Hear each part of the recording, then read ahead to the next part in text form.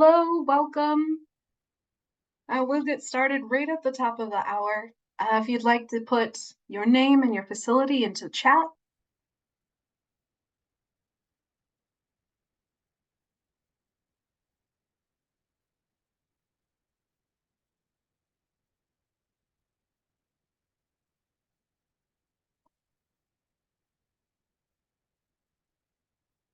Right, welcome again. Thank you all so much for joining me today. My name is Tina Conyers. I'm a quality improvement facilitator who primarily gets to work with Iowa nursing homes. I am also a licensed and certified speech-language pathologist with a decade in long-term care. I'm really excited to be able to present on this topic, having had many difficult conversations in my day. I appreciate you being here.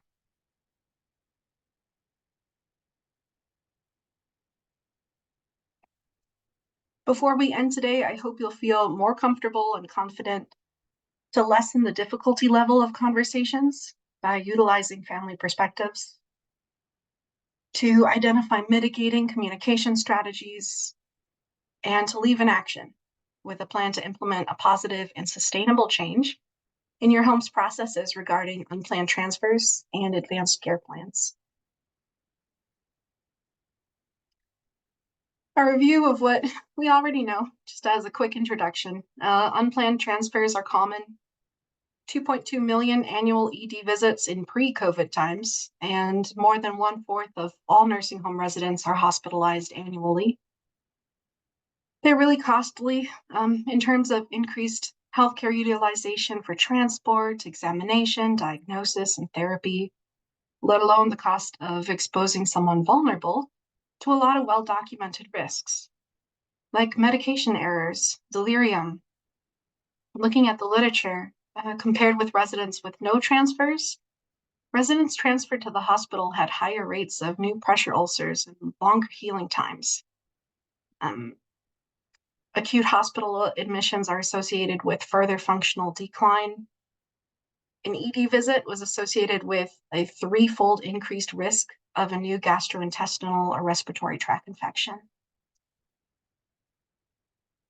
There are risks for discontinuity of treatment or medication, miscommunication about advanced directives, increased deconditioning and immobility, and of course, emotional stress. Unplanned transfers happen more often toward the end of life, starting about 6 months prior to death. And the transfers might be for ailments that could safely and effectively be addressed within the nursing home. In general, care transitions across healthcare settings are a quality and safety challenge. We all know these factors are associated with an increased risk for an unplanned transfer. What assessment does your facility use to identify those at increased risk? If you don't already have one that you like and is working well for your facility, Telligent has one.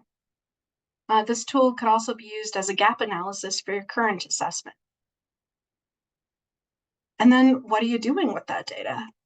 Does it trigger increased vitals or check-ins? Studies suggest that between 1/3 to 2/3 of nursing home residents return to the hospital at least once within 12 months. Once someone returns from the hospital or ED, it's recommended to have a meeting with the resident and their family about updating the advanced care plan. Healthcare is a difficult profession, and the toll of care can erode mindful communication practices over time. All right, we often begin with the motivation to practice effective communication, but then when we add in compassion fatigue and not enough time to meet all the tasks being demanded of us, our resources are pulled in different directions. Families expect availability, access, competency, empathy, and patience from nurses, but families do not always reciprocate this. All of these factors can contribute to burnout. To prevent burnout, it's crucial for us to create opportunities for self-care, because neglecting it might not only have detrimental personal effects, but can also be detrimental for residents and families and colleagues. Sharing difficult patient-family situations with colleagues can be helpful. Make sure you're actively cultivating a culture that encourages seeking advice and confirming actions and sharing emotions. The Professional Journal for Speech Therapists, ASHA, they had an article listing ways to deal with work stress, one of which was having a quick cry in your car. And yes, the author was roasted for that, as they should have been. I don't recommend that option. You all know what specific things work for you. What is recommended is to make very intentional plans to complete self-care for a designated amount of time any day that you experience a difficult family conversation. To acknowledge maybe, like, damn, that was exhausting. I'm going to take a 20-minute walk around the neighborhood tonight.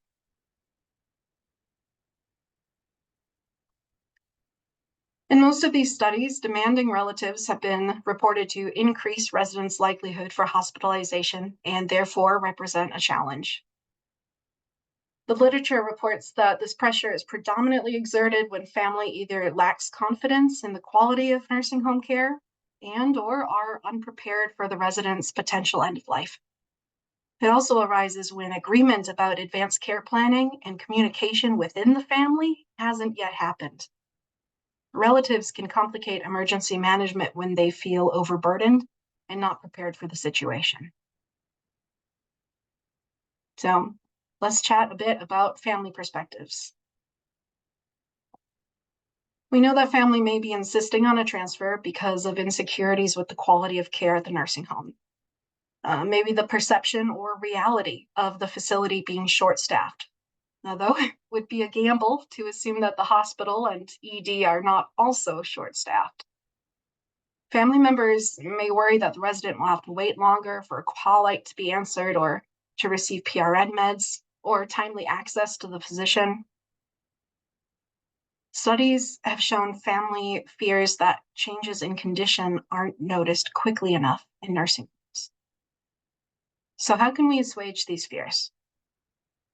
How frequently does your facility do audits on call light response time? Does your facility already utilize a change in condition communication system like Interact's Stop and Watch? This research by McCloskey, cited at the lower left, it describes several statements of gratitude from family for being transferred because it reflected that staff were taking their concerns seriously and that they were being listened to. So given that, how can we provide residents and families with the deep sense that they are being acknowledged and heard? How can we make a functional change in easing familial guilt and dampening that sense of powerlessness, especially for someone like the daughter in California? Families may react to resident changes in condition as crises, right? They might be emotionally unprepared for their loved one's decline in health and ultimate death. Families might not understand or recognize the needs of those at end of life. Certainly, denial has a role here too. I'm sure that all of us have at least one story where a terminally ill person that would qualify for and benefit from hospice care has never received any services prior to passing away because the family was not ready to make that transition. Again, some of this stems from feeling powerless. The feelings of frustration, anxiousness, failure, loss, remorse, and hopelessness can all be tangled up in family members driving their actions. What processes are in place in your facility to educate family, to counsel them? Who's assigned that responsibility? Which tools do they have available to do that? How are you empowering the family members to divert their influence on other areas besides a transfer? Are we acknowledging their likely lack of time or of energy? Are we acknowledging the pressure they may be feeling to keep the situation under their control? In a study interviewing family about transfers from the nursing home, relatives talked about searching for factual information about the disease their relative suffered from, as well as what the future might hold and the likelihood of the sick relative dying. And they stated that the knowledge strengthened them and soothed them. Increased knowledge gave the relatives a tool for handling the situation in a better way. Having unclear communication or disagreement about treatment decisions will often result in resorting to the default, which is to provide all medical treatment, including a transfer. Many nursing homes utilize the POLST, POLST, in their advanced care plan process. What I want to ask you is, how involved is your physician in this process? Are they essentially just like a red stamp signature only? How are your physicians helping to manage residents' and families' expectations? Is there already a precedent for this, or does one need to be set? What's your facility's process for ensuring that POLSTs are not confusing, incomplete, or contradictory before there's an emergency and there's not enough time to clarify? And nurses are in such a rock and a hard place when it comes to advanced care planning in families that have a conflict, or two, or more. If a resident has 6 children, surely they can't think it's reasonable for a nurse to take the time to call all 6 every time there's a change in condition, and yet they'll blame a nurse, saying, "You never called me, you never told me." Well, you're not the primary contact. You're not even on the list. It's vital that the primary contact is made to understand their responsibility to contact the other family members who would want a say in decision making. An underlying thread in findings is that family members are left to make decisions based upon trust, relationships, and perceived accuracy of information, all of which can be influenced by nursing home culture and environment. Additionally, timely and proactive education of family members on availability of licensed on-call clinical teams and the ability of nursing home staff to manage medical needs and the risk of hospitalizations, this all may assist family members to choose to follow a nurse's recommendation to remain in the nursing home. Nursing staff require a lot of time to communicate with families and appropriate clinical support in order to care for sick residents in place. So, what processes are already in place in your facility or need to be to ensure that time can be available? The data demonstrates that family members value resident comfort and quality of life. Areas of nursing home care that can be emphasized by nursing home staff, often without hospital level medical intervention. When we take the time to explain to residents and the families about acute changes in a health condition, what can be expected to occur based on the resident's diagnoses, when we take the time to describe the risks associated with hospital transfers, so that residents and families can be prepared for when the actual acute event happens, then we are giving them more power over their situation. We can mitigate some of the anxiety that is inherent to this situation. Effects of shared decision-making include decision clarification and availability of options, communication of the risks and benefits, exploration of the patient's values and preferences, and determination about which decision is the best match. When these elements are incorporated into your process, they allow an informed and appropriate choice.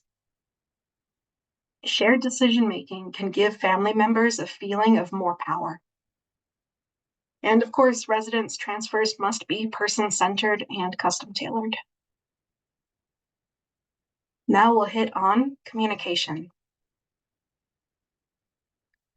Effective communication in healthcare does a lot more than convey information. It also provides comfort, reassurance, and understanding. In difficult conversations, the way we communicate can significantly impact the patient and family's experience. People feeling anger, dealing with trauma, untreated mental health conditions, and unhealthy family dynamics make for challenging discussions. Unfortunately, they may take it out on us, leaving us in these difficult situations. So preparation is key.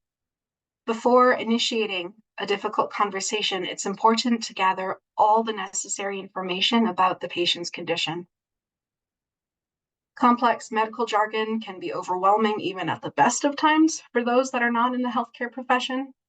So ensure that everything that you say is in clear, simple language, and make sure that your explanations are understandable and understood by the family.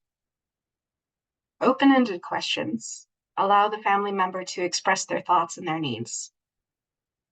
It also allows you to offer solutions. Framing the question this way can help you get to the bottom of what may be causing family members to be difficult. So something like, how do you see this situation?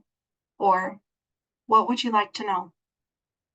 Using the teach back method with your difficult family members can eliminate any confusion or misinformation that might occur. Repeat key points if necessary and encourage them to ask questions. If open-ended questions aren't working, it might be a good idea to invite a third person to help mediate a conflict. This is something that you should set up before the conversation even starts so that person will be readily available. It's important to know right off the bat that you're not alone. And of course, encourage everyone on staff to excuse themselves, leave the room, and tell someone at the first sense of feeling threatened. Offer comfort. Many times dealing with difficult family members comes down to providing comfort. Offering food or a hot cup of coffee or tea, either at the beginning or the middle of the talk, can help ease tension.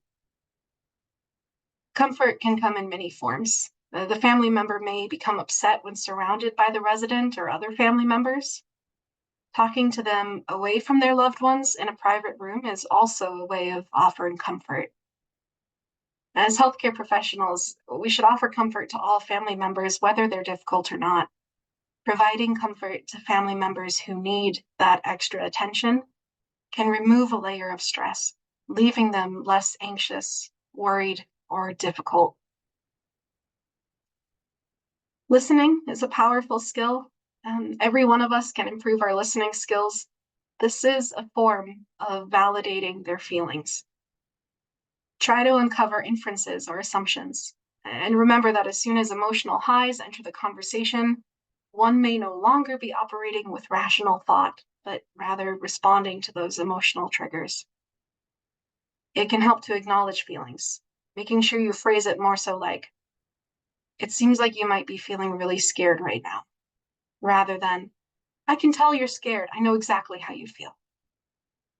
And please normalize their feelings. Often what results after acknowledging emotion is that the family member says something like, well, yeah, I am very sad and scared because when we name the emotion, we support them in exploring this emotion instead of blowing past it with reassurance or avoidance.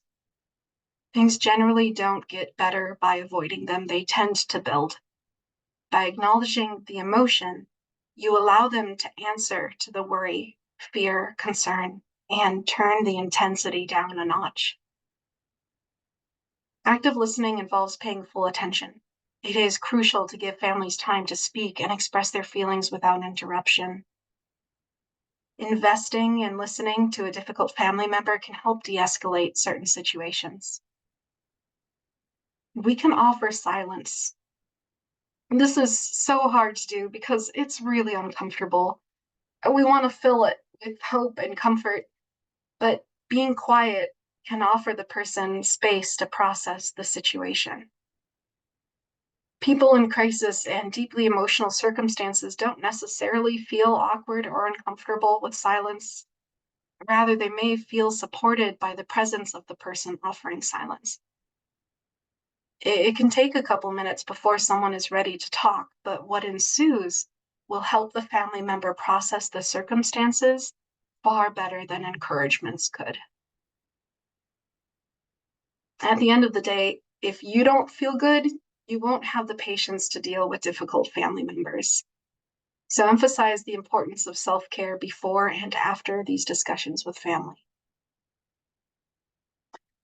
As we are leaving the communication section of this webinar, I want to touch on the COMFORT acronym. Communication is understanding the resident's story. Orientation and options is gauging health literacy levels, understanding cultural factors, Families must be able to receive, understand, and use information to be health literate. It is imperative for us to communicate and educate in a way that matches their health literacy level. Mindful communication, again, active listening, nonverbal communication, being aware of self-care needs. Family is observing communication patterns and responding to the needs of family members.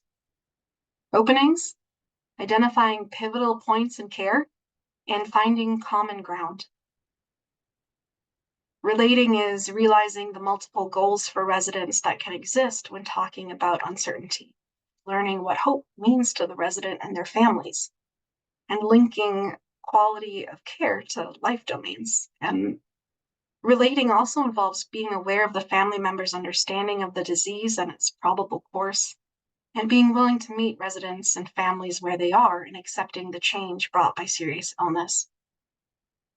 In relating to family, we should recognize that medical information such as prognosis and treatment options may need to be repeated multiple times to help them reach awareness and understanding. And team refers to developing team processes, cultivating team structures, and recognizing successful collaboration and cohesion. Okay, quick note about health literacy. First component here is language. Ensure that you've got translation services when necessary and provide written communication in their primary language as well as preferred language if that's different. For context, everyone should be able to have the space to sit down. Team members should be aware of where they sit. They shouldn't be sitting opposite of the family. Team members should disperse and sit among the family to demonstrate partnership building and decrease authority and hierarchy. For culture, a team member should be designated to ask the family about cultural needs regarding care. And for communication skills, in a large family meeting, it's likely that communication skills among family members will vary. Consider asking the member of the team who has the most established relationship with the family to be leading the discussion. According to the National Assessment of Adult Literacy, almost 9 in 10 people struggle to understand health information. There are several cultural and social factors that contribute to a person's health literacy level, including level of acculturation, language, limited English proficiency, the use of translators in explaining options, a lack of available educational materials in languages other than English, and their individual health beliefs. So, how do we improve their receptive language? The link at the bottom of this slide will take you to the plain language checklist tool, which can help make this process easier. Plain language is communication your audience understands the first time they read it or hear it. Using a checklist like this will make your materials easier for family members to understand. You'll want to put the most important message first, and then continue communicating in order of importance. Limit each sentence to one idea, and try to limit dialogues to one topic and 5 sentences. If you don't know anything about your audience's health literacy skills, it's best to assume they're average to low. And remember that when a person is stressed, their reading skills may drop 4 grade levels. This is another tool for translating your message into everyday language to accommodate all health literacy levels. Okay, now I'd like to touch on advanced care planning. The literature shows us again and again and again that facilities that prioritize advanced directives have reduced hospital transfers. Families who had advanced care planning had higher satisfaction with care and significantly less reports of stress, anxiety, and depression. These conversations are associated with reduced distress in decision-making. A frequent source of frustration for families is that their healthcare providers never discussed the fact that their loved one was dying. Our research has also found that when a resident's proxy has good knowledge of the clinical course and possible complications, the residents were less likely to be sent out to the ED or hospitalized in the last 3 months of life. However, 67% of family members of proxies said that they didn't have any counseling about clinical complications, and 82% said that they weren't given any prognostic information.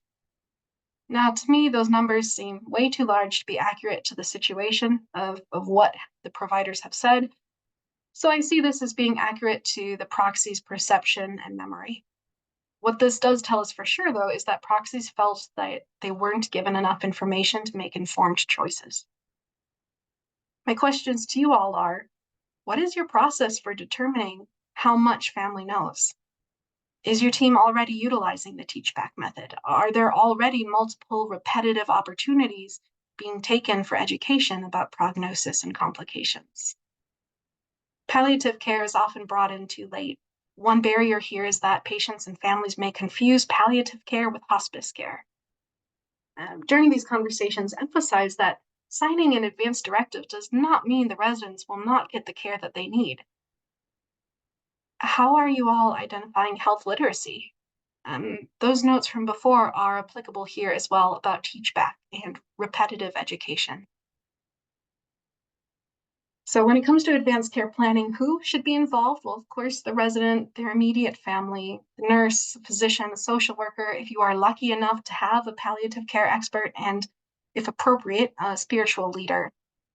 And you should talk obviously about resuscitation and comfort care and transfers, but also hit on antibiotics and artificial life support, feeding tube, IV fluids, and when it is always too early, right up until the second it is too late. So how? Ensure families know what all palliative and end-of-life care is available in the nursing home. They can't know what they don't know. Palliative care may help proactively address the factors that precipitate family feelings of crisis. Evidence suggests that nursing home palliative care is associated with improved care quality and satisfaction, enhanced symptom management, and fewer ED visits. Have facility guidelines for facilitating conversations.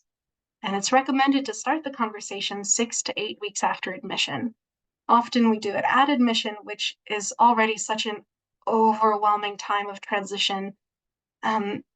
Waiting will set you up better for success. Do you already have a formalized, systematic process for discussion of advanced care plans? Are your advanced care plans readily available, conveniently located, and up to date? Does every staff member know where to find the document?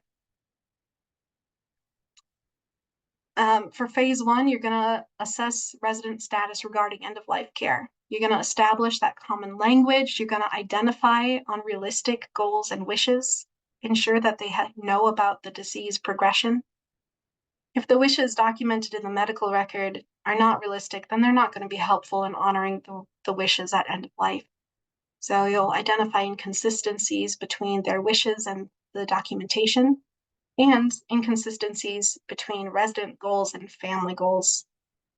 Next, you can negotiate a realistic plan of care. It can help to rephrase goals and wishes using hypothetical scenarios to give context. If a resident wants life-saving measures, but they aren't working or there's not hope for recovery, specify how long does a person want to wait before comfort cares are provided. For the conditional decisions, such as, I want a feeding tube, but if it doesn't help, I want to stop, clear documentation is needed to determine, well, what does it mean if it's not working? And how many days can pass before it's stopped? And then creating an action plan, complete the directives, and then revisit them at least every year, and of course, after a change in condition or hospitalization. Okay, here we're going to go from phases to phrases. These are a list of some questions and phrases to ask residents. Here is for family members or proxy. This is a cheat sheet for advanced care planning, categorized by the strategy, the process, who's involved, recommended steps. Our key points from this is that we can reduce unplanned transfers with improved goals of care discussions, increased sense of security with symptom management, as well as greater guidance to be given about what to expect. We want to reframe the negatively perceived roles of family and hospital transfer decisions. We run the risk of making them adversaries rather than partners in care. And unfortunately, a lot of times I think PULSE becomes more of an administrative function of check the boxes, get the doctor to sign, versus a platform to engage in actual discussions. So what are our tools? We've got the Interact tool. These interventions are a quality improvement program. There are 4 basic types of tools. There's communication tools like Stop and Watch and SBAR, decision support tools, advanced care planning tools. They've been designed to help improve care, but not increase unnecessary paperwork. And I know we're on time. I'm so sorry. 2 slides left. The ARC on-time program has 4 categories. It uses EMR data to generate reports that are updated weekly, which identify residents with recent clinical changes that put them at higher risk. And they also have a gap analysis self-assessment. I've included some resources for advanced care planning. The Conversation Project offers free guides, resources, and tips for discussion. Another program to help start the conversation is 5 Wishes. Please contact us with any questions. We have some great upcoming events for the next Nursing Home Quality Essentials. Later this week is NHS and office hours. Next Tuesday, we have our communications department giving you a tutorial of the easiest way to find the resources that come at no cost and are for you. And then next Thursday, QAA meeting essentials. I want to say thank you so much for attending this. I really appreciate you being here. As a reminder, please fill out the post-event assessment. Once the session ends, it's going to pop up in your browser.